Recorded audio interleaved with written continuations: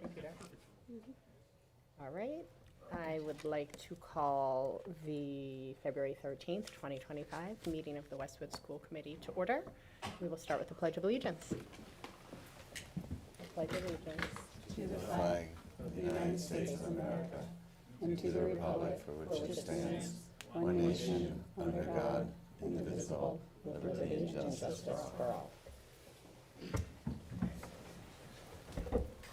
And I'd like to recognize Westwood Media Center, which is live streaming the meeting and also recording for later viewing on its platforms. Thank you so much. We are so grateful for our partnership with Westwood Media Center. So I'd like to hand it over to Superintendent Fiscal. Sure, thank you. And to start the superintendent's report, I'd actually like to invite up Matt Gillis. Figure you're here. We'll get you right up and going on the agenda. Our athletic director, who's introducing for an athletic alumni donation this evening. And we'll have Mike Griffin come on over. Good evening. So for the second year in a row, a group that is recognized as the Westwood Westwood Alumni have done a golf tournament, and it happens in April.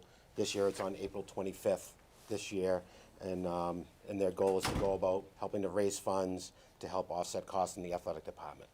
And they've been able to make a donation last year, which we were able to go about buying uniforms. Has really kind of been the goal, is to really upgrade our uniforms at all three levels of play in all three seasons. We're fortunate where we're able to do that, but this has really been able to help us out a good amount. So I'll throw it over to Mike for this year. First off, thank you for giving us a few minutes today to speak on behalf. So I'm just a representative for a group, Westwood Athletic Alumni Group. This is the second year we've been in front of you to give you a donation. Last year, we were able to give $7,500 back to the athletic department so they can use it for exactly what Matt did. Last year, we ran a golf tournament for the second year in a row.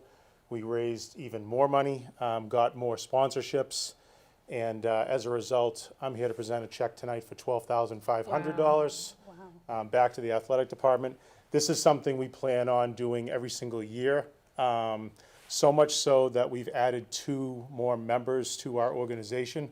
We recognize as alumni from the 90s, we need to start grabbing people that, have recently left Westwood High School as years go on. So we brought on Morgan Donahue from the class of 2005 and Brett Hetnick from the class of 2015 in the hopes that we can get the younger generation to start coming out more and more. And I think with Matt's help of getting coaches currently and former to come out, it's just going to be an event that is going to keep people coming back and just expanding as years come on. So I hope you will accept the donation and your continued support to our organization as the years go on. Thank you. That's it. Thank you so much. Thank you. Excellent. Very Thank you very much. Thank you. You're welcome. Almost doubled. Yeah, that's amazing. Perfect. Thank you very much. Thank you. so much. Thanks. Thank you, sir. Thank you. All right.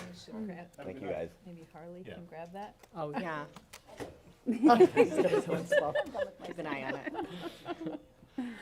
So moving forward with the I think I will be superintendent's grabbing report. Yeah. That's the person to get the check. Thank you. So just a couple of scenes around WPS. Actually going to start on the right-hand side.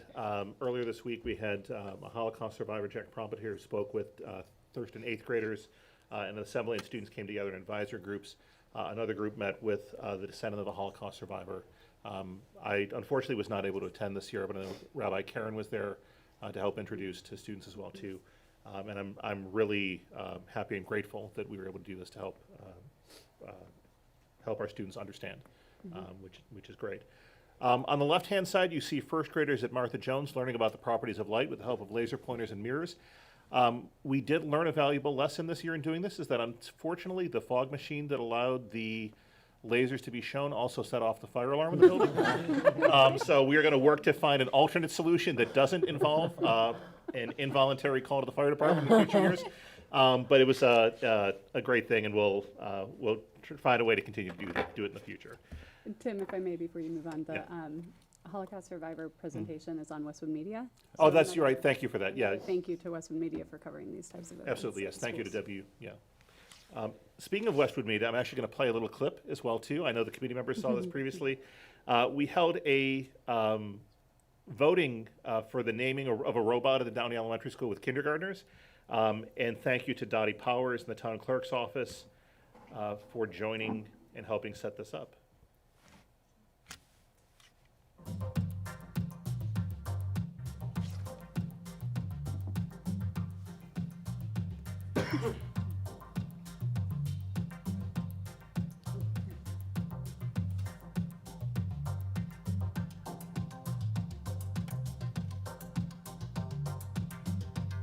The polls are open. Oh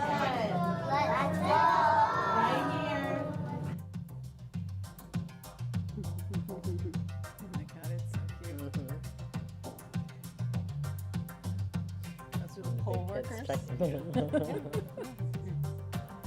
course, he came home and told me nothing about it, but yeah. I voted for Star. Ella. Star. Stall. Ella. Ella came in with 13 votes. Star came in with 22 votes. So the winner is Star.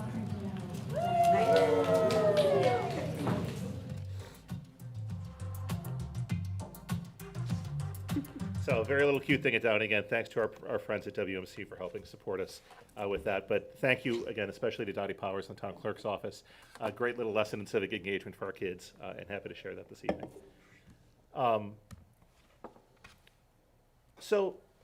Tonight we have the formal public budget hearing.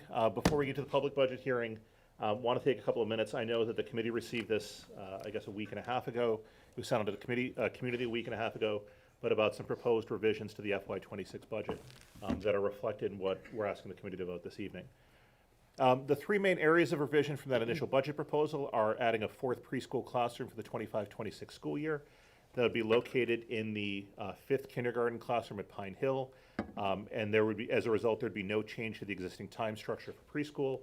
And there's an allocation increase in the FY26 budget for special education contracted services to increase support, particularly in the related service provider area. The FY26 budget increase for wellness, and again, this is based upon the reflection and feedback from the committee, is now a 0.6 FTE, reduced from a 1.0 in January. It provides a gradual phase-in of increased wellness at the high school. I'll talk more about that momentarily.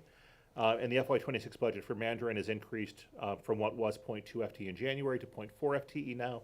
And this provides staffing to enable all current students, or current students at all levels, to continue their study. Speaking about preschool, the goal remains to increase the number of available seats for students with disabilities. And the physical space of the current preschool location is a limiting factor. I know we held a couple of different meetings with preschool families, one shortly after. I think, Joanna, you were at both of them. I think, Dory, you were able to make the first one. Around initially the proposal, taking that feedback, incorporating it, putting something out. I know there was a PTO meeting earlier this week as well. And we know that space will continue to be a limiting factor, but trying to find a solution to be able to move forward for next year. We're not projected to need that fifth kindergarten classroom at Pine Hill. We know the census numbers are a little wonky, but they are lower at this point than they were a year ago, so I think we can confidently say that we'll be okay there. And this allows us to maintain the current schedule structure while serving more students. The majority of staffing can be done in a budget neutral manner, but again, we do require some additional related services support. As it relates to wellness, this is really, and I was remiss in not talking enough about this at the last meeting, but this is an important part of our commitment to a well-rounded education for all students. And what this does is it addresses a significant gap that was identified in a recent curriculum review, particularly as it relates to wellness, to not just for students' physical, but also their mental health, and what that does to help for all students. And so what this phase-in does is for the class of 2027 and beyond, so that's current juniors, excuse me, that's current sophomores, next year's juniors, will allow them to have access to wellness in all 4 high school years. So it's a gradual phase-in. We will need an additional 0.4 FTE in FY27 to complete that phase-in. And the way that works from a scheduling perspective is wellness and financial literacy are both term classes. They'll be paired in one block for juniors next year to make one semester block, I should say. And wellness and civics will be paired senior year to make one semester block as well too. I actually do want to give a shout out to Amy Davenport and Bran Mahegan, who went on Dan Ray last night to talk about financial literacy and wound up talking, I think, a little bit more about civics than you anticipated. But it was great stuff, and if you haven't had a chance to listen, I listened on my drive in this morning. I think the link is out there, and we'll send that out to the Yeah, community if can it you hasn't send gone that out link yet. around? Yeah, Thank you. absolutely.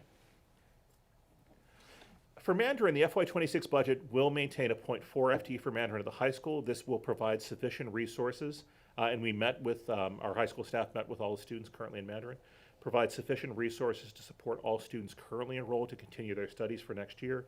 And we'll need to make sure that we maintain budgetary resources in FY27 so that students that have begun their study can complete their 4-year sequence. As I mentioned at the last meeting, there is a need to look at our world language sequence that came out of the World Language Curriculum Review. What can we do in the middle school level to create better feeder? That's work that can't be done in isolation, needs to be done in contact with other curriculum reviews that are in process. So we look forward to talking more about that in future years. For revenue assumption side, I'm going to turn over to Lemma to talk about fee structures. Thank you. So just as framing for this conversation, we've already had a conversation in December about fee structures and potential increases specifically for self-sustaining programs. I've put our objective up here, which is really to ensure that these programs continue to be self-sustaining, so to price tuition and fees so that both the direct and indirect costs are absorbed by the program budget and not by the Westwood Schools operating budget, which is still the case today for these programs at different levels. So first, in extended day, to address the fiscal objectives that we've discussed before, the tuition recommendation that I'm making now for the next 3 years would be a bigger jump in the first year, so in FY26, an increase to $8 an hour as the base tuition rate. Thank you, the next slide. With $660 per month for a 5-day program for families that have a child in the 5-day program, and that constitutes an 18% increase. So it is a substantial increase, but in FY27, it would be followed by a more modest increase, as we discussed. Like, it could be at that point something more aligned with a typical inflationary increase, and FY28 something similar to that. So this is a different method of trying to get to a place where we need to be. And what it would allow is potentially an increase to the operating budget offset. So the operating budget offset of $171K is what we have built the operating budget on for FY26. That is not changing in the current budget that's proposed for today. But this increase would allow us to increase that offset in FY27. That's what I would anticipate. And then just as a reminder where other districts are, I've provided data in the memo on as many tech districts as we could collect, but we have Medfield, Needham, Dover, Sherburne, and Wayland that are currently charging between $648 and $688 per month for the same kind of number of hours. Then moving to building use, also to address fiscal objectives, the proposed fee schedule here incorporates a change, and it is a complex fee schedule. So I tried to highlight in the memo and in the attached documents places where fees are truly incurred by organizations that are currently renting our spaces. So those are the costs specifically to focus on. But in general, a key change between this proposal and the prior one that I made is that this one does incorporate a weekday charge, custodial hourly rate for weekday use, like after school and evening use, to organizations. So previously we didn't charge anything and our custodians just absorbed the work. This is an attempt to try to price in something. Pricing in the full hour of custodial use was just going to be too much in terms of impact on the organizations, because they are present in our buildings for so many hours. And so it just didn't make sense to do that. But we thought that maybe for every hour of building use, there might be a 15-minute impact on custodial duties. So that might be a more measured approach. So I took that approach. I had to adjust some other fees to calibrate them as well. But the impact is an anticipated increase, for example, for basketball youth groups of about 11%. And I did look at comps. So the gym fee structures at other districts are multi-layered, and every district does it differently. Some districts have higher rental fees than we do, but they don't charge the weekday custodial rate. Some actually, embeds a different kind of fee. One of them charges a utility fee. But when you layer all the pieces together, I really find that we are, even with this increase, still in line with where the other districts are, after you add up all the layers. So I don't think this puts us out of the range of what our peer districts are doing. It is an increase that is not substantial, but, you know, I also feel that potentially organizations can be able to absorb it. And other organizations will also be seeing fee increases. The offset for building use has not increased since FY23 as well, and that's at 88,000 right now. So that's the summary on that one. And then lastly, Prodigy. Prodigy program fiscal objectives are to ensure that the program's budget is balanced, which it wasn't for a couple of years, and also to ensure competitive rates for staffing, and finally absorb indirect costs to the district. So in the proposal, both the tuition and the instructor pay are now being increased to 8.5%. So I've actually bumped up the instructor pay rates a little bit more after reflecting on the proposal I made in December. I found that we can pay instructors more.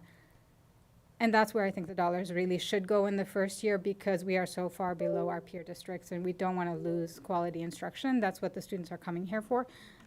So that would be the first move. And then with the future increases that occur in FY27 and FY28, we would then start to say, now potentially we can absorb other costs, indirect costs to the district. So there could be an offset in the future for the operating budget that kind of takes into account the fact that Prodigy staff are hired through our HR office. Prodigy staff are paid through our payroll staff in the central office, and we support the organization. Our custodians know that Prodigy staff and students are in the buildings after school, so this has an impact on our organization, but currently there is no offset at all in the budget. And I mentioned the pay rate is below other communities, so I think this would be welcomed by our staff. So that's the summary on all three of these. I welcome any questions. Yeah, certainly, whether it's on the budget piece or on the fee piece, certainly have to entertain any questions from the committee. When you, a couple slides back, you said, which is, one more back. Yeah, which is still the case today. What did you mean by which is still the case today? Are we? So I'd there- say extended day has a 171,000 offset.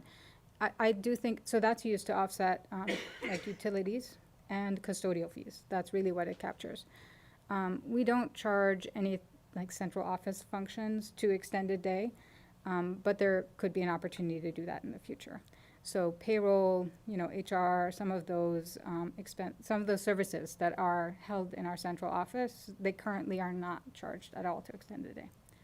So Right. that's an opportunity potentially And- for And building are the use. costs absorbed without reliance on the operating budget or with reliance? That's just, I wasn't sure What what. I'm trying to say is, well, potentially that we could increase, like we could relieve the operating budget more Okay. than what we have done in the That's- past. Okay, that was Yeah. my question. There's room to do that. There is some relief, but it could be improved. Okay. Yeah, in building use, the offset is 88,000. Most of that goes towards the payment of the salary of the person who manages schedules. Organizations pay for custodial overtime on weekends, and they cover their own costs there. And the miscellaneous amount, the difference between the salary and the 88,000, that's used to offset utilities.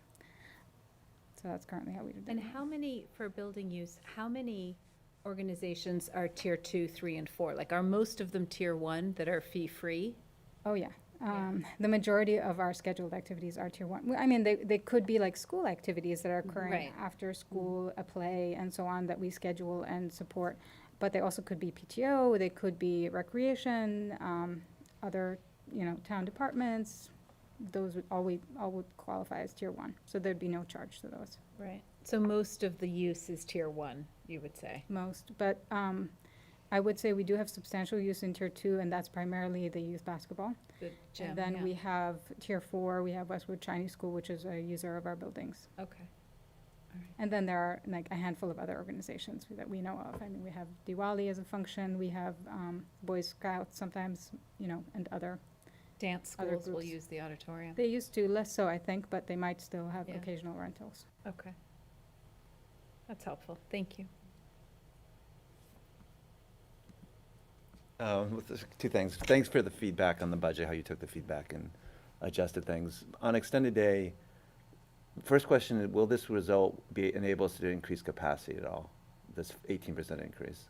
The increase in fees that doesn't necessarily, help us because I'm not sure it will help us recruit more. We're not raising pay rates specifically by raising the fees.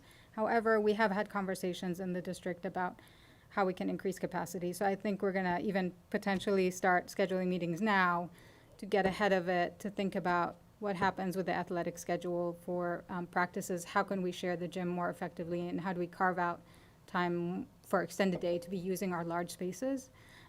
So we're gonna take a more active approach, I would say, to managing that. Yeah, I'll just add a little bit to that. Yeah. I mean, we had a meeting earlier this week in which we talked about basically the things the committee had raised when we talked about this previously, right? So one is the conversation around basketball's use of the gym at Pine Hill. Another one is the use of mini courses in spaces that are used for extended day. And so those are some conversations we need to have with the stakeholders in those areas as well too. But so that, I think to your point, we certainly take the feedback on capacity. And our goal is to try to increase where we can. And then, do you have a sense, out of the 18%, there's probably some COLA or some, 3 or 4%, and then there's some additional staffing for behavioral support? I guess, how much is it? Do you have some sense of the ballpark? I actually haven't committed where we might use the fund. My goal is to keep staffing level to where it is now. But number one, we want to make sure that this program is entirely paying for its direct costs, right? The direct cost of staffing that we've incurred. This year, we're barely eking it out, so we need an increase anyway, just to absorb next year's staffing costs and like the steps that staff may get, as well as any cost of living adjustment that staff would get. So at a minimum, my recommendation would have been like a 592 at a minimum, just to absorb those staffing increases. But to go a little bit higher to 660 allows us to then to say, okay, now we might actually have breathing room to say we can absorb some costs to the district in the operating budget in FY27. And if there is a need to change anything about the model, we then have flexibility. But right now we are just breaking even, so we wouldn't have flexibility to make any other changes to the model. And I think I remember, I think it was last spring that we presented the 3 different tiered options of pricing. And there was an option to go a little bit higher last year and kind of be maybe where you're anticipating we're going to be next year.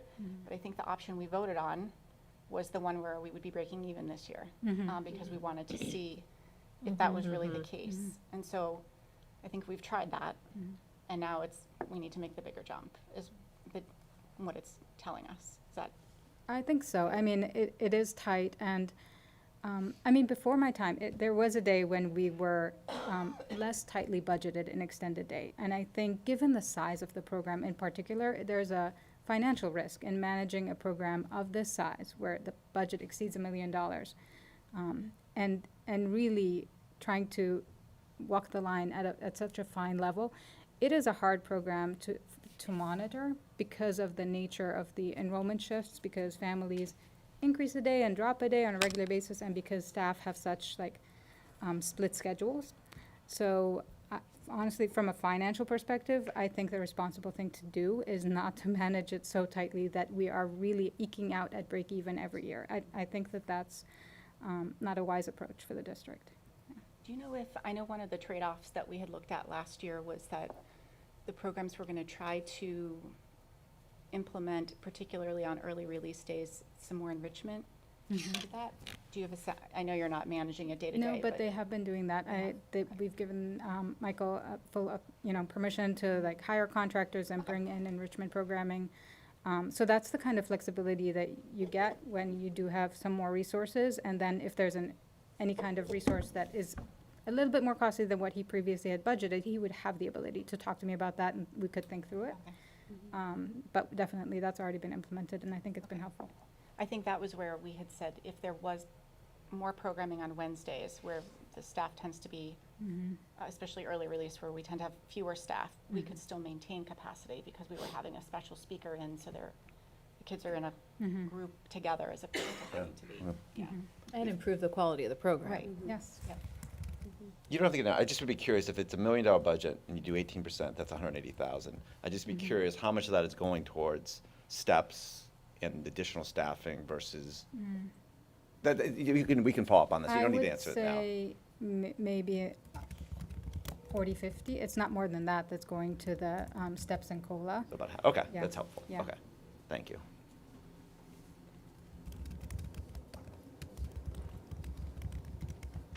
Any other comments, Can I ask one other questions? question? I think the preschool is the other self-sustaining. I know we voted on that last time but we were sort of like, we'll vote on it now so we have it. Yeah, so we're, That's not changing. yeah, so we're not recommending any change to the preschool tuition. I do want to clarify, right, preschool is not self-sustaining because we okay. certainly, Oh, right. yeah, Yes, okay. we had that discussion previously. But yeah, our recommendation is not to amend the vote that was previously taken by the Committee on Tuition. Thanks. Thank you. Okay, thank you. Thank you. So we're going to move from budget into Portrait of a Westwood Graduate. So we've had this conversation a couple of times, and I'm really excited to bring forward this evening our final content, but not necessarily, and I'll explain in a minute, not necessarily the final package of our Portrait of a Graduate, but it's enough that it will enable us to move forward with our next phase. I know I've shown these pictures before, but we had a really wonderful group of stakeholders in the room. I do have a slide at the end, which is very full with a lot of names of everybody that was involved in the process. But thank you to everybody that participated and was a part, many of whom are here in the room. Since we last talked about this in November, we had produced our draft Portrait of a Graduate. We sought feedback through surveys and live listening sessions.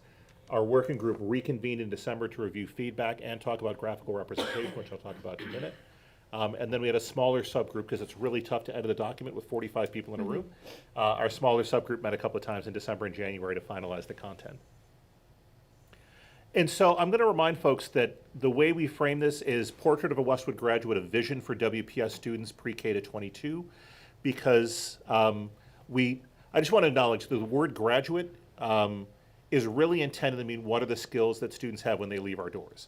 But we want it to be inclusive of all students. And so it's a vision for students pre-K to 22. And each of these are framed around graduates of the Westwood Public Schools will. And there's 4 main areas.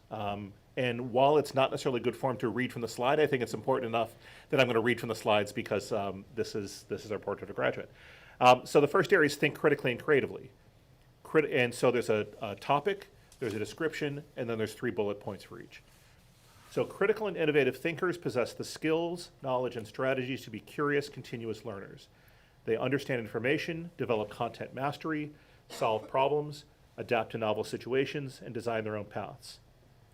They need to analyze, evaluate, and synthesize multiple perspectives and viewpoints, reflect, ask questions, and use reasoning and evidence to problem solve, seek knowledge, and apply understanding to adapt to novel situations.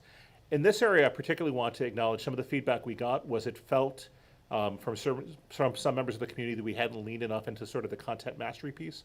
And so we wanted to make sure, content mastery or knowledge, we want to make sure that was more accurately reflected in this part of the portrait. Graduates of the Westwood Public Schools will communicate and collaborate. That collaborative communicators connect effectively across identities, cultures, and generations. They leverage their skills and voices to be productive speakers, listeners, writers, creators, and contributors. They listen actively with the purpose of understanding before making decisions. They navigate interactions to work effectively with a variety of individuals and audiences. And they communicate and contribute respectfully through various modalities and platforms. And so this is really about wanting to make sure that it's not just communicating and collaborating with some, but it's communicating and collaborating with all. Our third one is act with integrity. Individuals with integrity are guided by a deep sense of self and compassion for others. They demonstrate authenticity, responsibility, and empathy in their decision-making and actions. They demonstrate courage to make positive choices even in difficult situations. They model integrity and honesty in their words, actions, and work. And they adapt to and employ technology ethically and responsibly.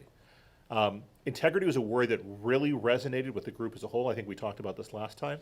The piece around ethical use of technology was another piece we got some feedback around when we had put this out, and so we wanted to make sure we incorporated that. But I think those key words of authenticity, responsibility, and empathy are really key. And then we originally had 5, we condensed to 4, and I think because the fourth one was innovate, which found some of its way into creative and critical, and found its way in some other areas as well too. But our last one, which again really resonated with the group, was engage locally and globally. Engaged learners connect with local, national, and global communities to be a force for positive change. They find purpose and joy in service to one another in our world and in improving conditions for all. They engage in service to others and contribute actively to make change in their community. They explore different communities and perspectives, and they persevere in the face of challenges to be a force for positive change. And so this is our portrait of a Westwood graduate. Again, this is our vision for what we want students to be able to know and do and be when they step out of our doors. And so the question is, so now what, right? We've done this, so what's the now what? So just related to the portrait itself, our next phase is to develop a graphic representation. When our working group met in December, we had some ideas, we looked at other communities, we did some sketches. And for me, one of the best things in that room, and Kevin, you were in the room as well too, as one of a number of students that were there, we realized we really wanted to amplify student voice in the design process. So we had some conversations with Doran Whittier, our architectural firm, and they've agreed that they are going to bring one of their graphic designers here to Westwood High. We're going to do a half-day design workshop with our students, about like a 4-hour workshop, really get them involved, get them incorporated and working with the professional in the field. It's a real authentic experience for students. And then the designer will take back what comes out of that design charrette and then develop something that is really represents the conversation here in Westwood. I'm really excited about that. Obviously, we're going to do some sharing of what this looks like. We want to talk about this with the community, but I really want to emphasize that how great it was to have student voice in a really meaningful way throughout the process here. Tim, is that workshop just for the students who were involved in the portrait of a graduate? It's going to be more than that. I know Amy and I I'm looking at Amy. I'm thinking about the the graphic design class. Yeah, we want to make sure we have a good representative of different cross sections Yeah. of students in the room. So, Because that would be interesting for them too. yeah, absolutely. But then what do we do, aside from the actual thing, what do we do with all this? And it's really about informing the next phase of strategic planning. So this is really driven by our desire to make sure that we look at like a multi-year plan for how we design our improvement strategy in the district to allow our students to be able to meet the outcomes identified in that portrait of a graduate. I've talked before that I really want this to be an inclusive process that brings together staff, families and caregivers, students, into this process. I'll talk more about what that looks like at the March school committee meeting. But I get jazzed about this stuff, so I'm excited to talk about this more. But now that we have our destination, we need to map out our roadmap for how we're going to get to our destination. So I'm excited about that work that's going to come ahead in March. So a big thank you. These are all the people that were involved in our working group sessions, again, from students to parents and caregivers to a community member to teachers to an IA to administrators to school committee members, lots of different people in this room, and I thank them all for their time and effort and commitment to being a part of our process. And again, just some pictures just to show how active and alive the room was as we were doing this work. So with that being said, I'm happy to entertain any questions or comments from the committee. Or from Kevin, who is, yeah. I was gonna, do we have a date yet for the workshop with Dorian Whittier? We do not yet. That's on our, we wanted to make sure that we got this out right now. But it's going to happen this spring in the not so distant future. Okay. So, yeah. And then the outcome, Yeah. the kind of visual representation of this work will be shared, I assume, with the community.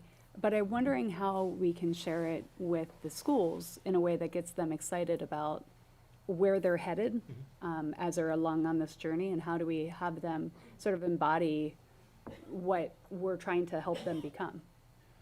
Yes.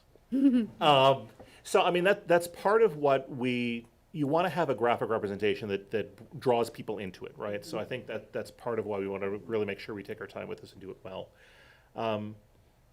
And it also, as we think about the strategy development, right, because that is, they go hand in hand. I don't have that answer yet, Yeah. but that's part of the conversation Yeah, we'll be sure. having. Yeah. Yeah. Can I also add Oh, please, that, yeah. one thing, or something that I think will be a really fun part of the process to see is when we do start bringing this back to the teachers, and they're gonna have so many ideas for what does this look like for my fourth graders? What does this look like for my sixth grade students in this particular class? They'll have a lot of really creative ways to bring it home and make it live in our schools and classrooms. Yeah, yeah. I mean, I see essence of vision statements or mission statements coming out of this. You know, and I know that every school has their version of that. I wonder if there's, you know, kind of a district-wide version that is something that we, you know, socialize and make sure that people understand who we are as a district and as a. Yeah, I mean, part of our conversation from shrinking it from 5 areas to 4 had to do with just the resonance of being able to talk about critical creative thinkers, collaborate, communicate, act with integrity, engage locally and globally, right? The more things you add to that list, the less meaningful it becomes. Right. And so, again, I'll just say yes. Yeah, yeah.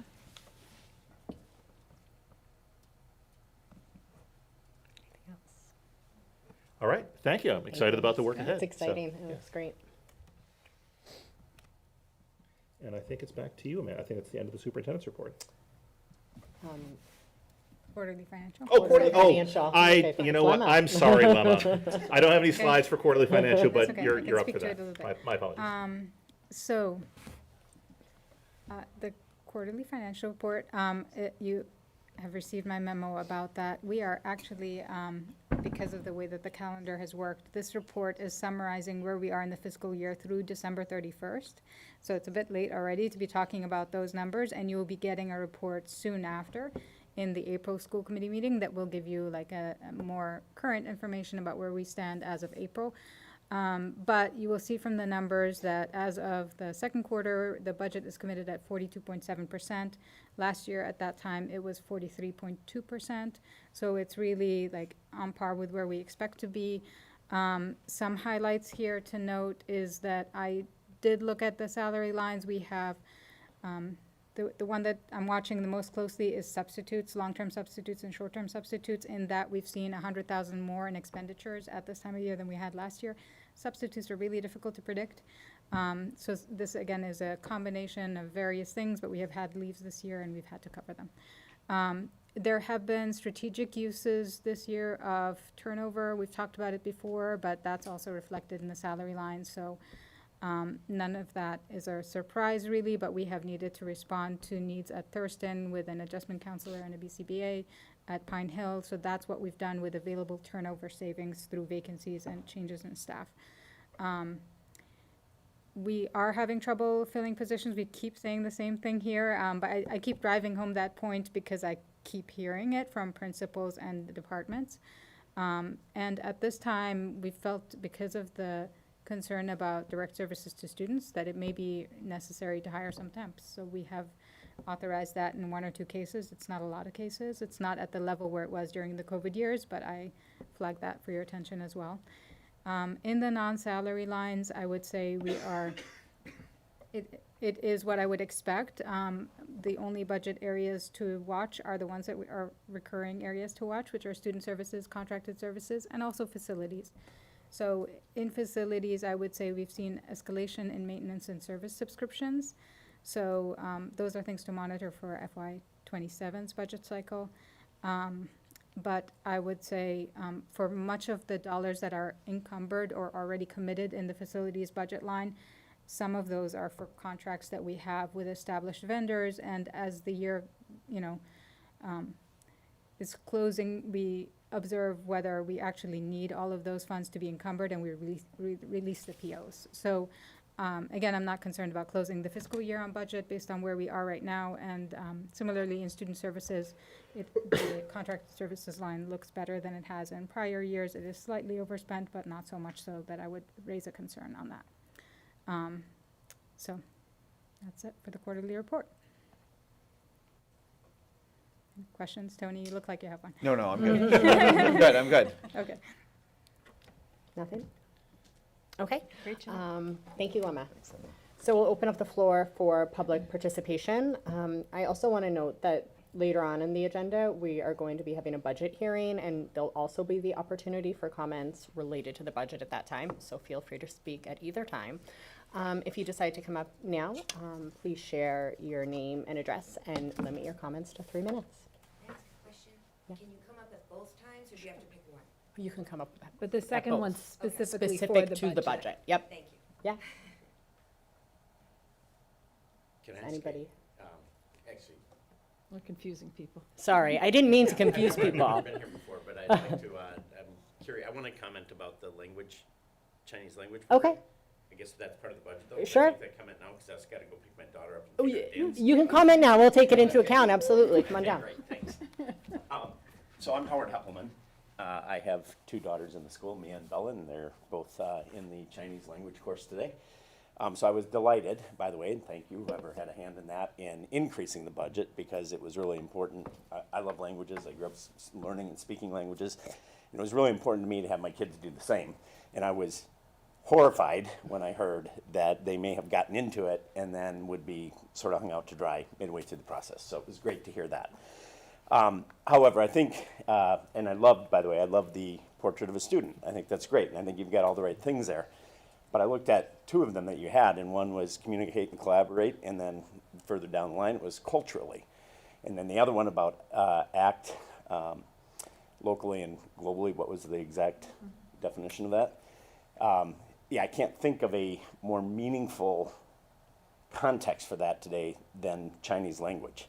Just go to one of our events, go to the orchestra, go to the theater events, and think about this beautiful culture that we have today in the school that is so populated by this diverse inclusion of Chinese people. And you can't imagine a world in the future, and I think we're educating for the future, not the past, where China and the Chinese culture and people that speak Chinese, and when we send our kids out, the companies they're going to work for, the travel they're going to make, they will never be able to avoid being confronted with this. And it just feels to me, and I think it'll come back actually through the work that you shared, because if you think about that and what it means to send kids out today to a world, you have to think about the role that China plays.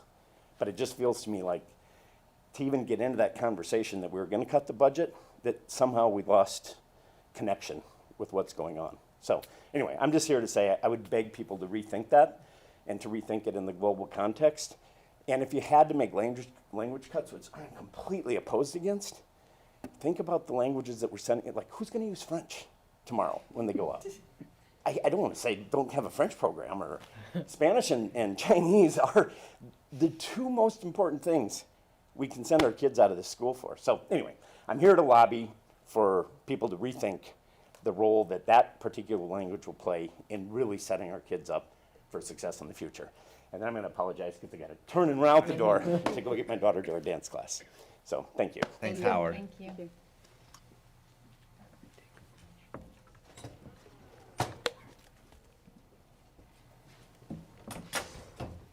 I'll sit down.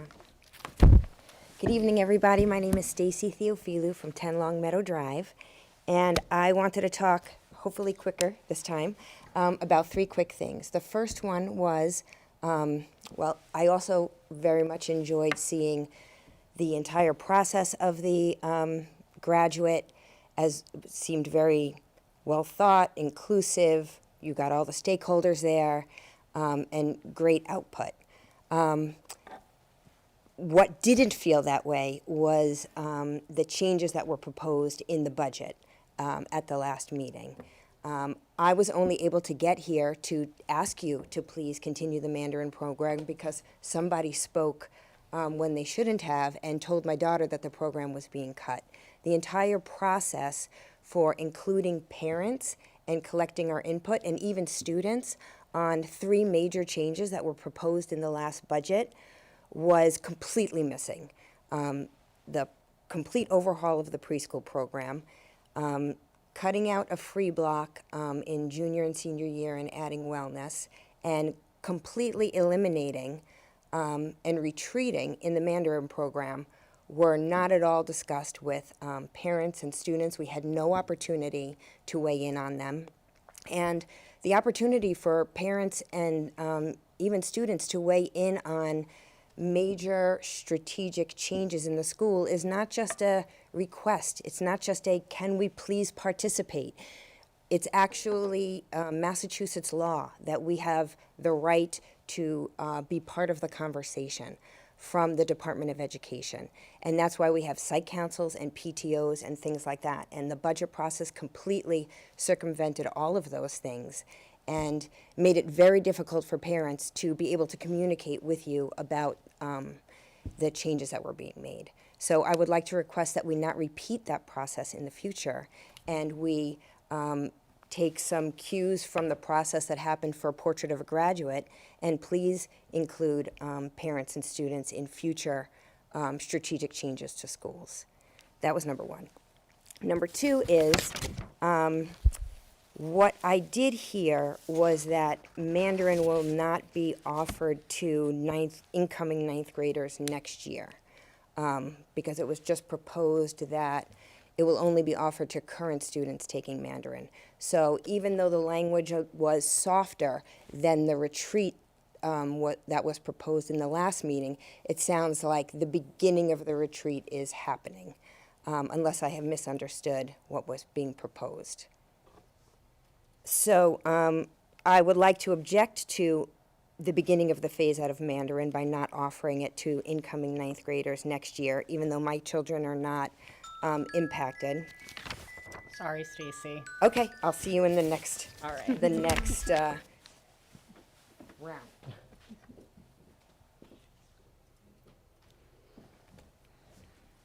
Hi, everyone. I'm Sarah Hurley. I live at 67 Morgan Farm Road. I'll try to be quick here. First, I want to acknowledge the retreat, as Stacy had worded it. I do appreciate that our feedback was taken into consideration.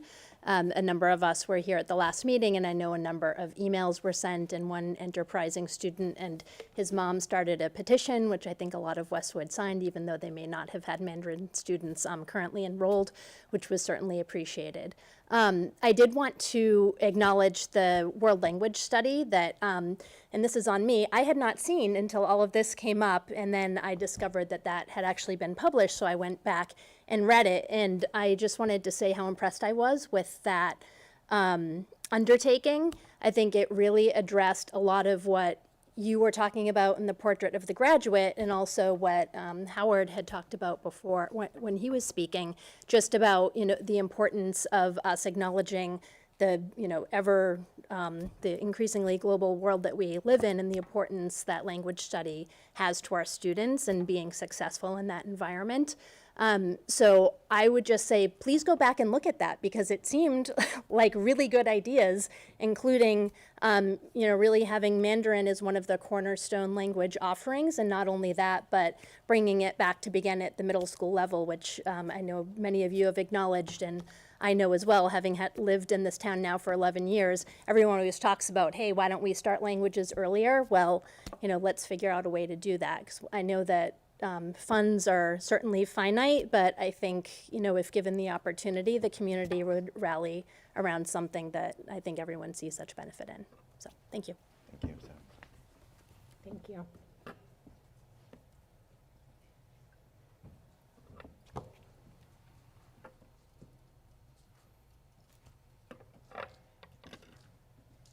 Hi, Sudha Sarma, 9 Phillips Rick Road. I had no intention of speaking today, but watching the presentation so far, I felt compelled because there were several moments in there that resonated with me. So mostly I wanted to express my appreciation to the school committee and the schools, actually. I have one graduate, and I'll just say that it's a testament to the academic rigor of Westwood that she is doing well and thriving in college, and so I wanted to express my appreciation. The other part is the Holocaust speaker. That was, I had my son participated in that, and last year my daughter participated in the Traveling Anne Frank exhibit that was brought to school. I'd encourage you to keep those up. It would seem like a table stake with the new Portrait of a Graduate that we continue to expose our students to beyond the four walls of these schools and what it is out there. And then the other part that resonated with me, and I want to express my appreciation, is sorry, I don't know why I'm catching my breath, is as a, let's see, as a federal worker, the components of civics in the classroom is also important. And then being a person in financial services industry, kind of, also I express my appreciation in that you're putting curriculum, like financial literacy in the curriculum. So I guess that's generally what I wanted to say, that the appreciation for the curriculum in the school system and K through 12, as I've experienced it so far. And that I think you should, Mr. Pimora, be jazzed about the portrait of school, and we will all be jazzed with you, because I think it's important to have that vision for our students. So thank you. Thank you.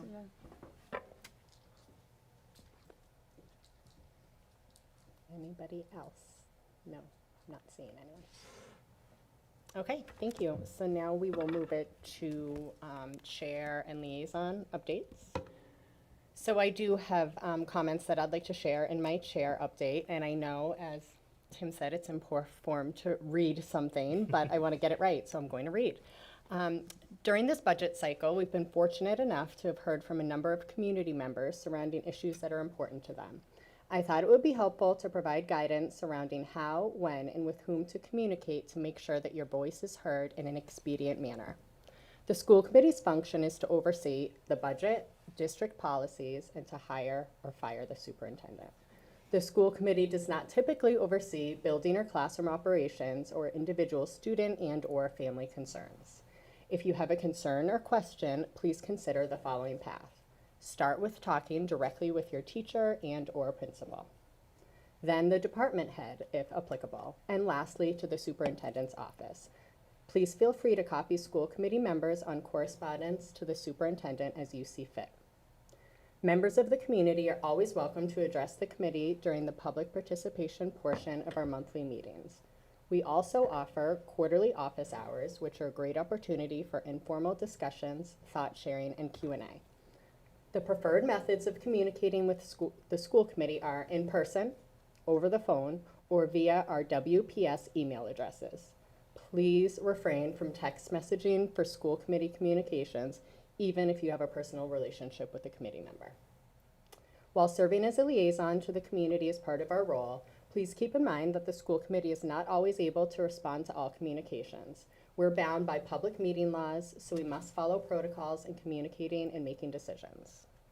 We balance our work on the committee with our own careers and families. We may not be able to immediately reply to your question or concern. Putting your concerns or question in an email to the superintendent and copying any of us ensures that your thoughts or concerns are heard. We will try to acknowledge receipt of your concern in a timely manner. Each of us are parents too. We understand that it can be extremely stressful to see your children struggle. The structure and legal necessity of hosting open meetings to move business forward may be frustrating for the public, especially since by rule we don't respond to public comments directly. We welcome your questions, thoughts, and concerns in phone calls and emails and ask that such concerns be shared in a considerate and respectful manner. Thank you for your continued partnership. We're so lucky to live in a community that's so invested in education. Thank you, Amanda. No problem. Anyone else? I just wanted to get an update on the solar canopy project. I know that Amoresco, as we went through that whole process again, we're scheduled for hopefully construction and installation this summer. Now that it's at the end of February, I just want to make sure that they're on track to do that, that the procurement is underway, and that we're on, I don't want to miss another deadline. I appreciate that. So I have been in touch with Amoresco. More of my conversations honestly have been about our upcoming roof projects because we have solar panels on our roof. So we've been working closely with them to collaborate and make sure that we can give access to the roofs to any roof contractors. But I did ask about the solar canopy project as well, and so I've received an update from them. So they have told me that designs are complete, and of course, they've secured the approvals at the town of Westwood. As we all know, the latest thing that happened was that they were able to get approval for the allocation of the trees, the funding for the trees, and they authorized a check for their payment for trees that would be planted on the high school campus, and it should be coming our way, so they worked with me around that. They've told me that the panels that would be used on the solar canopy for the Westwood High School are now in their possession, so they're in a warehouse. The inverters, which sometimes have a lead time, and in Pine Hill specifically, for remember, yeah. example, an inverter slowed down the completion of that project. So those are in hand, and they are in a warehouse. I think the steel canopy is in the process of being ordered this month, so that is not in hand. That will be ordered this month. Its expected arrival date is in July, because they would first be establishing other things like concrete bollards and support elements of the structure before the canopy arrives in the parking lot. So they do begin work per the schedule in late June, but the canopy is supposed to arrive in mid-July. And that's on schedule. Yes, that is on schedule. I looked at the schedule that they originally published too, and that's still consistent with that. Okay. So fingers crossed. I was curious about whether there are any concerns with the Mass Smart program and funding along those lines. So I asked that question. They've told me no, that's a state-funded program, so it is secure. They as a company might be impacted by if there's any change to the federal tax credit, because they do benefit from that. That's part of their financing model, is to receive tax credits as well as receive incentives from the SMART program. But they've said that that's not a concern right now for the implementation of the canopy, and they're moving forward. Is the project fully committed to the point where if they are impacted, it wouldn't impact this project? Or are they saying it potentially could? No, they haven't given me any sense that this would jeopardize the project. They've told me that it's on, so. Okay. Lemma, related to that, is the steel ordered for? It's being ordered this month, is what I was told. So maybe that's not the same as Yeah. ordered. That Yes. There was this big push to have all these meetings in the fall so they could order steel. That was, I think, in order to execute for a prior timeline, not for this summer's timeline. I feel like he said No, he several said he needed times- to order the steel by January. Yeah, Okay. so we kind of Okay. shuffled quickly to make that happen, and then the order didn't take place. And now that February. price might go up. There is a question Well, about we're not- it's prices. not our I mean, cost. we are locked into our agreement theirs. with them. Yeah. So. Interesting. I do want to add one thing that I do want to give Lemma credit for helping push for this. We actually have an active RFQ out right now.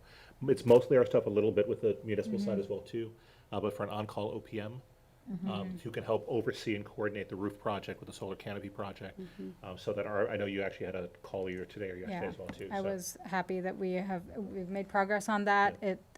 It's important. So we had a Q&A today with interested parties that might be submitting a response to the on-call OPM RFQ. So we would be looking for firms that would partner with the town of Westwood or the Westwood schools, and then we'd engage with them on an as-needed basis. So for every project, we would establish an agreement, determine a rate, and agree on a fee structure. But I expect that we will certainly need the support of an OPM for the high school roof project. And once we've secured that OPM, we would want to assign them also to collaborate with us and supervise the canopy implementation and ensure that the canopy is done on schedule. So that's the plan, and we've already structured it that way.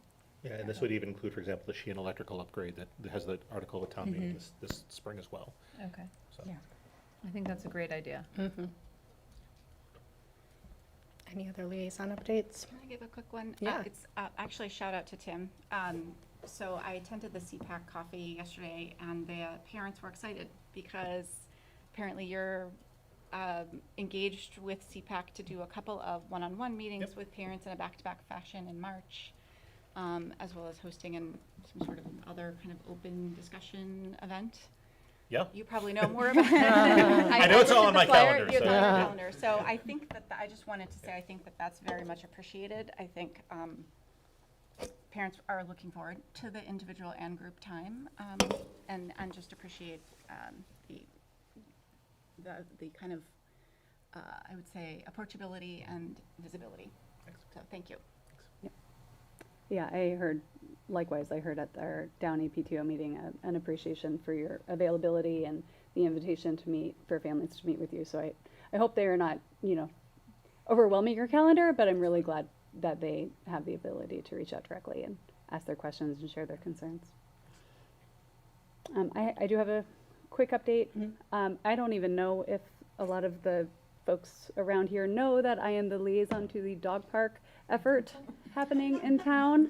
The things that I get myself involved in. But I just wanted to give a quick update with the caveat that, there's more to come and there's not much of an update. But I did want to just kind of bring you along in the process. So this was a working group that Joe Privatera, Select Board Chair, is leading. And it's an effort to establish a space, since Lowell Woods changed their policy and is not allowing dogs to be off leash. This working group was created to try to establish some bylaws that the town would adopt, and then also secure space that would be used in an off-leash dog park manner, whether that's a kind of a traditional dog park with a fence all around it, or if it's a what we're calling a dog trail, which is a space where dog owners can hike with their dog off leash, for example. It's a two-step process. The first step is to amend the bylaws so that we have a little bit more clarity and definition around what a dog park is and what a dog trail is. And then and that needs to go before Select Board, and then before FinCom, and then before town for a vote. That's a fairly straightforward thing. It's a edit and amendment to the bylaws. What will follow is a determination of where the town says is an appropriate place for this dog park. We don't, frankly, have a lot of spaces available, and the reason this becomes an issue for the schools is because one of the discussed proposed spaces is right behind Pine Hill, the Shuttleworth lot. If people are familiar with the Pine Hill space, if you park in the Scout House, which is kind of in the lane of the bus lane, there's a trail that you can follow, kind of leads behind Pine Hill, behind the playground area, up a hill, and then you're in the Shuttleworth area. Now, this has been a space that has historically been used for, hiking and walking in nature and, with your dog. The proposed idea is to have a space probably about 50 yards behind, 75 yards behind that, in a trail, kind of trail area that would be determined to be off leash. Would that area be fenced? Right now it's not, and there's no budget in town there's no plans on our part to fence that space. Now, that said, the working group may be able to crowdsource and fundraise and create a fence for either the area where the trails are, or kind of leading from the back of the Pine Hill School all the way to the Scout House. So I ask because when we designed the school, we always intended for that trail to be there. That's why we built the trailhead. But we always intended that to be a leashed. Yes. We knew that people would be walking along, but they would be leashed. Yeah. The playground is right there, and we purposely did not we wanted it to be as natural of a barrier as possible, so we purposely did not put like a 10-foot fence there. So I'm not sure the space is equipped for an off-leash area, especially given the programming at that school. Right. With, we have medically fragile kids at that school. We have a lot of, I 100% hear you. So- And I'm advocating, my role on the working group is to advocate on behalf of the schools. I have a dog. I don't really have a say. I don't care. I'm happy if the town can get this space, but I'm advocating on behalf of the schools, and that is my role. I will say that Reed and Tim and Chris Coleman and Joe and I and Amanda met last week to talk about this, and Reed, gave very powerful testimony about some of his concerns, shared examples of some of the things that he's already dealing with. And expressed a concern that if this is the one place in town where dog owners can bring their dogs off leash, that while the foot traffic that's there currently, with or without dogs, is manageable and totally fine and appropriate, drawing more people into this space would cause concern. And agreed. And Amanda brought up the great point that we shouldn't be putting the rights of dog owners ahead of the safety of our students. And I couldn't agree more. I mean, it just wasn't designed for that. Right. So I would have a concern with that. Yeah. So, and let me be clear, that is not what the first step in this process is. Determining the space is the work of the select board. And I imagine that we will have an opportunity to share these concerns with select board members as this process moves along. So I don't want to raise alarm to, a place where we have to, rile the community to advocate. I think that we have, we have plenty of time to do that. The first step is just changing the bylaw. And what I hope we can do, and what I've talked to Joe about, is let's have some community forums. Let's get some feedback from the community. I don't want this to be a contentious issue of our town, but let's find out what other spaces might be available and also what the town really wants. So I hope that that's where we head with this, but it's Joe's committee. Is there anybody from the planning board on the committee? Yes, Katie Wynn. Oh, Caitlin, okay. It's interesting, I shared with the people on the call, since this came to light, a friend sent me a video.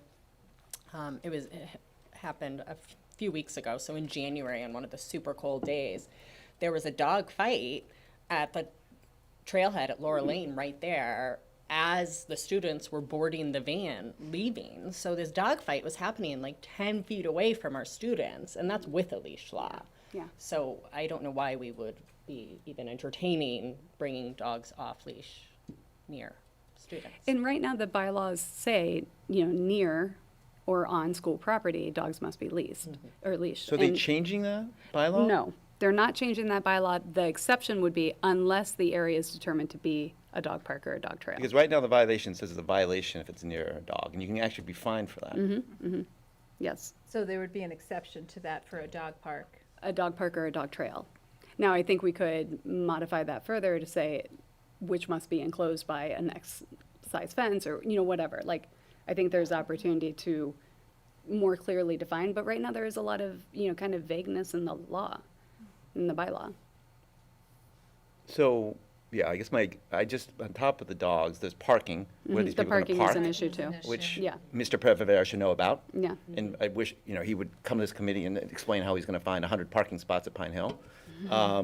The other thing is, if there's a safety beyond the dogs, I don't want 100 strangers outside a playground. And again, Mr. Prevera should answer for that as well. Yeah, I mean, in reality, it is an area where people can walk their dog right now. That's not. Yeah, but that's I not a think there's rule. a difference. I agree. And calling attention and making this the one spot in It kind of. becomes a dog park, and Yeah. people go to the dog park. And you get commercial dog walkers Right. Yeah. that. No, With large groups of dogs. Yeah. So into, to be huge clear, plus. and I say foot traffic kind of jokingly, but foot traffic, the foot traffic that's coming by there now is manageable. And Reed has talked about a couple of instances where he's had to, kind of move people along because they felt like they were loitering, but, he's able to manage that right now. His concern, and I share it, is with increased focus on the space, there will be more, more foot traffic. And again, they will have to go beyond the trailhead to the off-leash area, but like dogs don't know where that space is. They don't know when that's Especially if they're not on a okay. leash. They don't know if they are bolting after, a ball on a playground, when to stop. So go ahead. No, I was sorry. As a dog owner myself, I know that a lot of local towns have also stopped allowing off-leash areas. Like I'm thinking of like Adams Farm, because there were so many issues with other people trying to enjoy their lives there, which makes me even more concerned that if there is this open space in Westwood, Yeah. That we they'll- would draw that we're even inviting more in. And that's, traffic. that's my, yeah. Yeah. That if there are limited, there's increasingly limited numbers of spaces for people to go, then, you know, we bring more traffic into our area and our community. There was an article on Boston.com today, I don't know if anybody saw it, in Carlisle. There was a town-owned trail, and there were 2 unleashed dogs. The bigger one killed the other one. Oh, God. And the owner of the big one gave a fake phone number. So, like, the town and the police were trying to figure out who the owner was. And it's just, you know, perfect example of how it can go wrong so quickly. Yeah. So has this gone to the select board yet, this article? No. Okay. No. We're trying to organize a meeting, Joe is trying to organize a meeting in March in order to have it in time to go before select board, in order to go before FinCom, but like, you know, time's ticking, That's so excellent. we'll see if this Yeah, comes to be. I do think it's a issue that should be put out to the community. Yeah, I agree. In a community forum. There are other parcels, so I'm trying to encourage the working group to turn their attention to other areas. Yeah. Because these are, you know, overwhelming arguments. Do you Thank need you. anything from us at this point? No, I just wanted to fill you in. Thank you. Thank you for that update. Thank you. Any other Sorry. updates? All right, so we can move on to discussion items, the first of which we will open up the 2026 budget hearing. I don't know if you have any comments you'd like to make? No, just the committee needs to make a motion to open up the public budget hearing. Oh, okay. Yeah. So moved. Second. All in favor? Aye. Motion approved. Yeah, and I would just say anything that I would have said, I think I already said earlier. Okay. And so I think this is whether or not you want to have any discussion or invite public comment first, that's, I think, your discretion as chair. Do you want to invite public comment first? Yeah, Yeah, we'll do That makes sense. If anybody wants to come up to speak about anything specific to the budget, same idea, name, address, 3 minutes, please. I'm not. I'm gonna wait until you are up here. Putting it in front of me, so I try not to lose track. Okay, ready, go. Go. Okay. Wait, okay, it's going. Okay, thank you very much. First off, I would just like to say that I have spent a lot of time this past month researching and trying to understand the role of the superintendent, the role of the school committee, the role of the site council. And I'm going to go back and try to listen again to what you explained is how this school committee operates. I actually happened to bring a printout of the roles and responsibility of school committees. And I think there are a lot more things than you mentioned that are the legal obligations of the school committee and the superintendent, one of which is to keep, responsibility of the superintendent, to keep the school committee members informed about school operations and programs. And that brings me to the next reason I wanted to talk today, which is that the school buses at the high school have been late almost every day, I believe. Mrs. Davenport will have more accurate data. And that means that 100 students have been late to school every day, 10% approximately of the building. Due to this, my bus stop was cut with no notice back in November. I followed up with the business office and Superintendent Pinoir to discuss the issue, and I asked him to bring it to your attention, and I was made aware that it was not brought to your attention. Anyway, my school bus, I will get to the point, my school bus stop is now in a very unsafe location. One of the girls in my neighborhood has to walk 6/10 of a mile to that new school bus stop in a dangerous location, and myself and her family have been driving our kids to either wait in the car for the bus or to school for the last 4 months. The school committee and the superintendent have an obligation to get all students to school safely and on time. And I met with the superintendent, and his response was basically, it's out of our hands.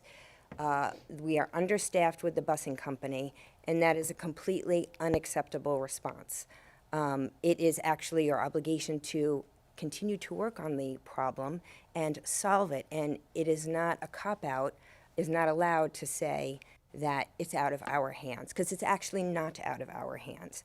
I reviewed the school bus contract, and I found that we actually have quite a number of clauses in here related to underperformance of the bus company, and I do not believe that we have tried to follow up on any of these clauses. There are financial considerations that we're supposed to be getting, taxpayer money saved when buses are late or understaffed, and I haven't heard that any of those are happening. So I would like to request that my bus stop be reinstated and that an audit of this contract be done to make sure that we are not overpaying for services that we are not receiving. And I would like to ask that the school committee please engage in this process because it's out of our hands. Response for 100 students being late every day is unacceptable. Thank you. Thank you. Thanks.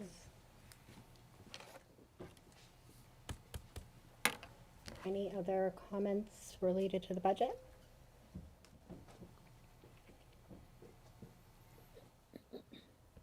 Hi, Amanda, Drainville, 57 Wentworth Street. And I just want to thank the school committee for all their time, but I'd also like to address the wellness issue. So I realize for the class of 26, it is a non-issue, but for the class of 27 and prior,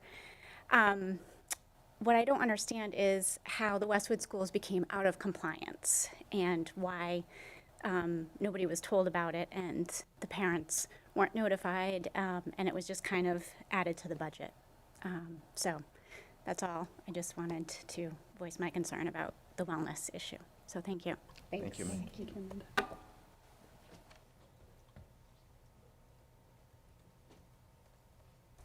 Any other comments?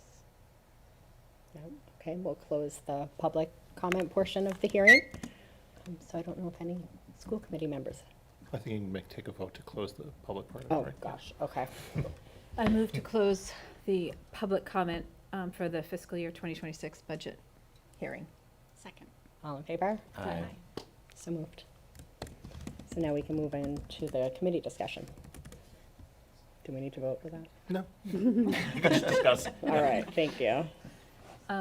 I appreciate, as Tony said, I appreciate you took the feedback.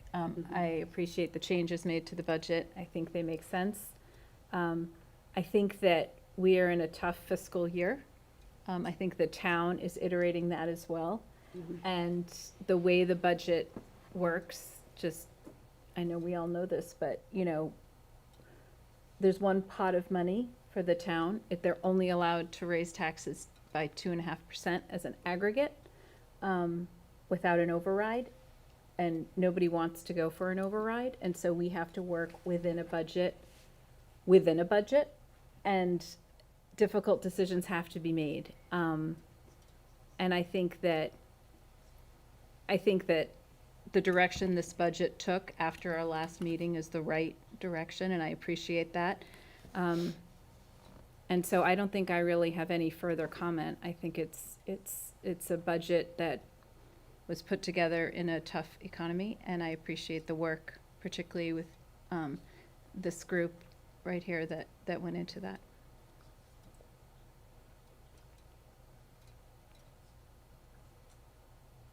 So I have one comment. So I guess I've reflected on the last two budgets, and I think it's important as we go to FinCom, the towns, we've actually come underneath level services, I think, 2 years in a row. And last year, the rabbit out of the hat was Pine Hill consolidation. This year was a little bit decreased enrollment. I guess my worry is, and I'm kind of building up Maya, not to have these conversations, I'm not sure this is sustainable. Because all it takes is one more bad year like we had a few years ago, and we're talking big changes. I mean, So it's 3 years we've had a rabbit out of the hat, right? Yeah, I We guess had you're the- fair enough. Yeah. Yeah, the chap, yeah. Yeah. So I guess that's just my observation, and this is not a conversation the community may want to be having, but we know where inflation is, and we know, there's all sorts of Yeah. constraints. We haven't had an operational override since 2008. Right. And most towns do them once every 3 to 4 years. Right. So I think we've managed it really well, but I don't, to your point, given inflation, given the tough economy, given the rising costs of everything, I don't know how sustainable this is. I'm glad we're able to land the plane this year, but I don't know. I don't know what next year looks like. Yeah, and I do, and reflective of some of the comments, like, we understand why we did what we did in Mandarin, but you start to worry, you start to do this the next year, every year, things, and then you wake up 5 years from now, you're like, where are we at? It's a So, different school. yeah, Right, exactly. So, right. I guess that's just my observation. I might have said this last meeting when we talked about it, but I just want to reiterate, while I appreciate the reasons behind the change in the Mandarin program, you know, I want to, as a member, advocate for that longer term. You know, I was on the curriculum review. There were a lot of creative and forward-thinking recommendations that came from it, and I want to encourage us to find a way to try to bring some of those recommendations to life. And I know that there's, you know, this is part of a broader curriculum review, and it's also like the limitations, not just of the budget, but also of the hours of the school day. So, you know, there's only so many hours in the day, and there's only so much budget to work with. So, but every year we pull a rabbit out of a hat, we get real creative, and we find a way to make things happen. I encourage you to continue with that creativity to try to expand some of these, that program in addition to the other curriculum reviews we have in the works.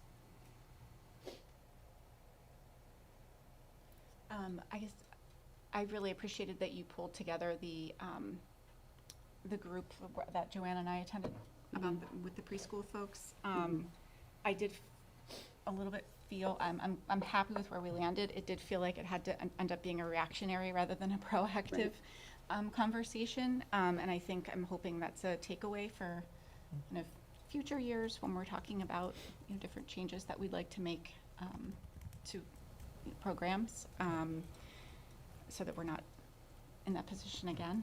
I know it was emotional for a lot of people. But I appreciate that you took the time to hear folks out and to drive that discussion. And I would echo that with the Mandarin. I think that was framed as a budget issue, but it's a bigger issue than a budget issue. It's a programming issue. And I think that it wasn't just cutting a section. It was making a conscious decision to cut a language. And I think that that's something shouldn't be within a budget discussion. That's a bigger issue that we should have been discussing. So I think where we are is where we have to be, given the enrollment with Mandarin and given the budget that we have and the hard choices we have in front of us. But the same vein as the preschool, I think that is framing it as a budget issue. Again, lesson learned from that, I think. I don't have anything to add. I think I agree with everybody's perspectives in terms of the takeaways and the lessons learned, and also that the changes that we're making aren't reflective of our values as a district or as a committee. It's a function of enrollment and our, you know, fiduciary responsibility to keep things kind of at budget. So I'm hopeful that, you know, in future years, if we're in a better position, that we can expand the world language program. I think, you know, that's something that we're all probably on the same page on. Yes. It's just a really hard year right now, and the enrollment, you know, Yeah. coupled. Yeah, the enrollment. When are you in front of FinCom after the break? We are in front of Finance Committee on Tuesday, the 25th. I believe it's that Tuesday right after the vacation. Yeah, that's the break, yeah. For the initial presentation, and then the final, I believe it's March 25th. It's the budget It's hearing. for the vote.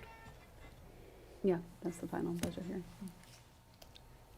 And I think to a point that was made, it would be helpful as a committee to know if there are other things that we're out of compliance on, so that we can be having those conversations ahead of time, you know, to figure out, to prioritize and move forward, and to understand kind of how we got there or why. I don't know, you know, if that's information you have now, but at some point to understand that would be really helpful. It would be interesting, and maybe this is already done and I don't know, but what I heard from a lot of parents from the Mandarin piece was, you know, they themselves would not have been sort of as enterprising as to take, you know, taking a language like Mandarin. Maybe it wasn't offered, or they just, you know, but they really admired their students', you know, ambition to do that. And I just wonder if we're asking the students if rather than relying on their response to an enrollment, if we're proactively asking them what languages they're interested in, it could be an interesting thing to see what they, or maybe that was part of the, I mean, not in a formal sense of, like, we're really evaluating what, you know, not from a operation district level, but as part of the curriculum review, we surveyed students and families on what, what languages they would like to, if we were to expand languages into the middle school earlier, what languages would they like to include? And Mandarin was the top one.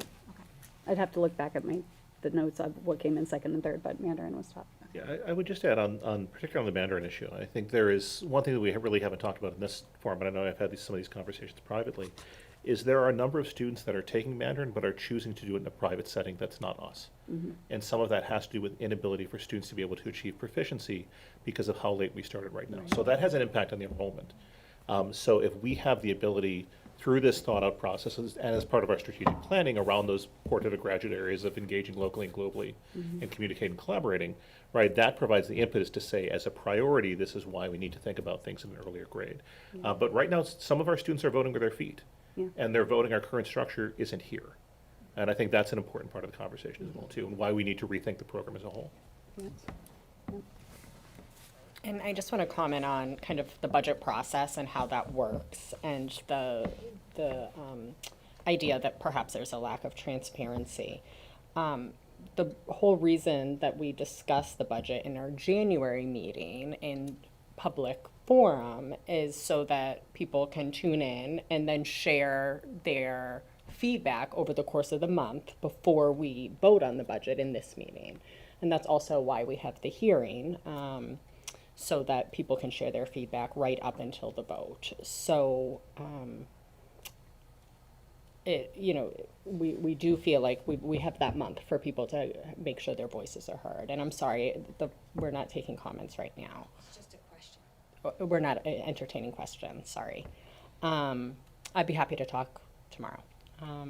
So, that's the point of having the conversation in January ahead of the vote, so people have the month to kind of wrap their heads around it and get in touch with us. And I think we heard, right? I mean, on the preschool program, on the Mandarin issue, on wellness, I mean, we heard feedback and we adjusted.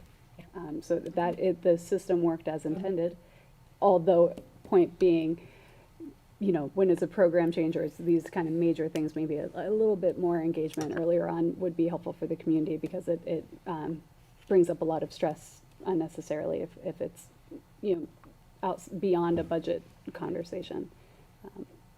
So I do appreciate the thoughtful comments from the community, and I also deeply appreciate the administration for making the changes and finding the clever ways to make the money work, so that we'd actually remained level on our previous budget proposal, but we're able to fit these things in a different way. Anything else? If I may say one more thing about the portrait of the graduate, and kind of related to Mandarin, but related to global, act locally, engage locally, act globally.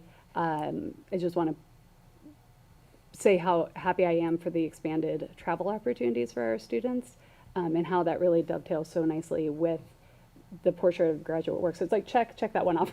We're well on our way with the expanded travel opportunities, and I hope to see those continue. I know we're still in a trial period with, one of these having not actually happened since pre-COVID, but I hope that they're successful and that they continue in years to come. All right. So the other discussion item, we're gonna actually table until next month, correct? Until next month, that's correct. Okay. So we'll move on to action items. Do I have a motion to approve the January 16th meeting minutes? So moved. Second? All in favor? Aye.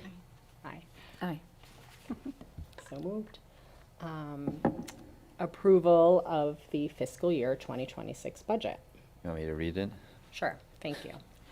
I always like reading this for Lemma. I recommend move to approve the Westwood Public Schools fiscal year 2026 operating budget in the amount of $58,761,682. Second. All in favor? Aye. Aye. Aye. Motion approved. And then approval of the robotics overnight. I think we. We need Oh, the we have capital to go budget. through Just the all capital of budget, them, yeah. just the capital, oh, that's Yeah. not highlighted. Because the fees are embedded in the operating budget. Okay. Got it, okay. Do I have a motion to approve the fiscal year 2026 capital budget? think I'll read it again. Move to approve the Westwood Public Schools fiscal year 2026 capital budget in the amount of $1,140,000. Second. All in favor? Aye. Motion approved. And now can we move on? Or do we have to do We this? can move on. Okay. And do I have a motion to approve the robotics overnight field trips? So moved. This is if they qualify, right? Do we need separate? What's happening? Oh, Amy left. No. I think, so, Yeah, Tim's we asking me whether probably we need- should, yeah, we probably should do separate Safe. votes on the fees as presented. we need- Okay. Just for clarity on this. Okay, yeah. all right. Yeah. So can I have a motion to approve the extended day tuition fees? So moved. Second. All in favor? Aye. Motion approved. Can I have a motion to approve the building use rates? So moved. Second. All in favor? Aye. Motion approved. And can I have a motion to approve the Prodigy tuition rates and instructor pay? So moved. Second. All in favor? Aye. Motion approved. And then approval of the robotics overnight field trip. We already had a motion, right? Yeah, I made this motion, yeah. Second. All in favor? Aye. Motion approved. Approval of Quizbowl field trips. So moved. Fun. You want to go, man? So moved. I do want to go. It's Atlanta. It'd be nice and warm. I think he moved. Oh, so a second. All in favor? Aye. Motion approved. And approval of the very, very generous, acceptance of the Westwood Athletic Alumni fundraising donation. So moved. Second. All in favor? Aye.